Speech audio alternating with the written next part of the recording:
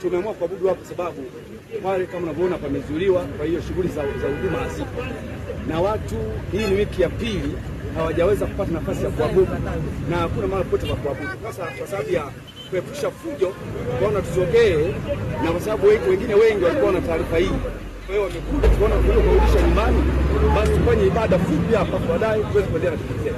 Sasa ibada ndio hii tumemaliza kutoa sadaka, sasa tumemaliza kufanya na tunakuja na chakula. Pande umetoka nani? Bwana pande sana. Najua mnajua nini kinaendelea. Naomba basi waombe kwa wema mtakuja hapa.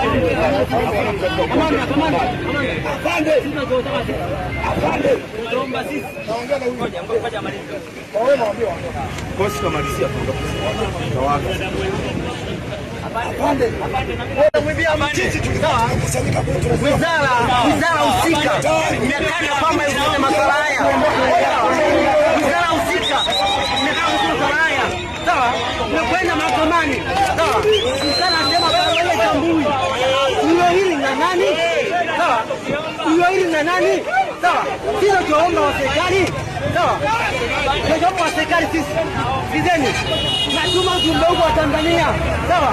Wakristo wenzetu mnaona sisi tunaanza. Nini mtapatia?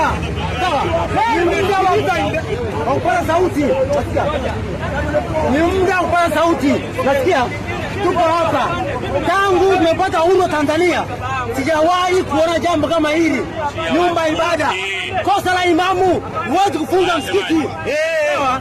Kama matatizo na mchungaji mmoja, serikali wao ndio wa dini ya mchungaji mmoja. Nyumba za ibada zote nchi yetu zifunguliwe. Sawa? Tunapokwenda tunakwenda kubaya.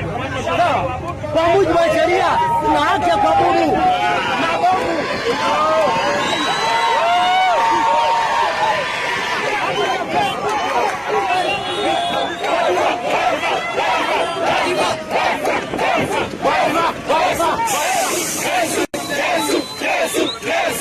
Jesus!